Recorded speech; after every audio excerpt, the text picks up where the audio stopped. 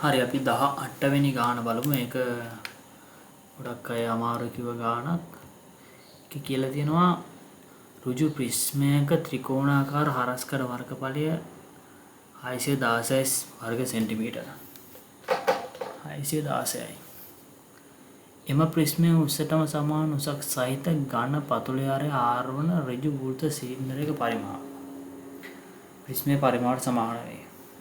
හරි.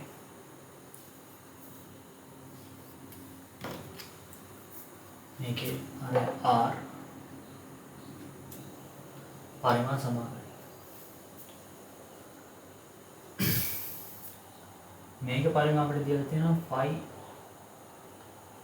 5r වර්ගය h. ප්‍රිස්මයක පරිමාණ ඔයාලට ඒ වෙලාවට අමතක වෙන්න පුළුවන්. එහෙමනම් මෙහෙම හිතන්න දැන්. සිලින්ඩරේ පරිමාණ කියන්නේ 5r වර්ගය h නේ. ඔයා මේ 5r වර්ගය කියන එක ඔයා යහන් තියනවා. වෘත්තයක වර්ගඵලය නේද 5r වර්ගය කියන්නේ. ඒක වැඩි කිරීම h කියන්නේ ඒ වෘත්තයේ h ප්‍රමාණය. පරිමාණ.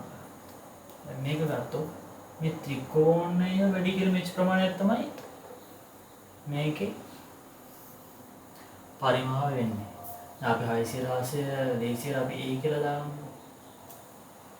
මේක කොහොමද දෙන්නේ? a වැඩි කිරීම h පරිමාණ සමානයි කියලා දීලා දෙනවා. අපි ඒකෙන් තමයි ගාන හදන්නේ. මේ ස්ටේජ් කරපෙනවා. r වර්ගය කියන්නේ a බෙදීම 5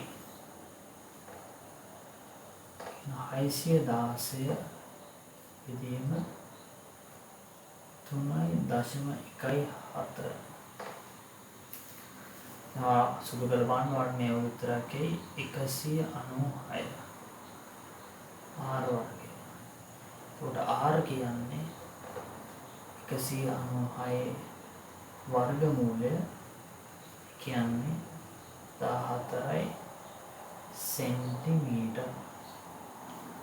r කියන්නේ 14යි සෙන්ටිමීටර. අපි වැඩි දෙයක් කරේ නැහැ. ගාන ලොකුවට තිබ්බා. හැබැයි අපි ඉස්සෙල්ලාම එකපාරක් කියවන්න. ගානක් තිබ්බම හොඳට එකපාරක් කියන්නේ ඊට පස්සේ දත්ත ලකුණු ගන්න. දැන් මම මුලින්ම දත්ත ලකුණු කරේ මම ගාන කියලා තිබ්බ හින්දා. ඔයාලා ඉස්සෙල්ලාම ගාන කියවලා ඉන්නේ ඊට පස්සේ දත්ත ලකුණු කරා. අර මොකක්ද බැලුවේ? මෙන්න මේක දීලා තිබ්බා. මේක පරිමාණ මේක පරිමාණ සමානයි. මේක අර යාර. ඒක පරිමාණ සමාන කතන්දර ලියුවා.